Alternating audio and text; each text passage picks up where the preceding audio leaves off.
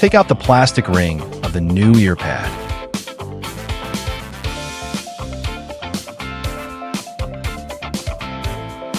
Look for the seam on the ear pad that marks the bottom side. To identify the left and right sides, refer to the L and our markings on the ear pads and headphone. Start at the top and insert the lip into the headphone gap. Use your finger to hold the finished part.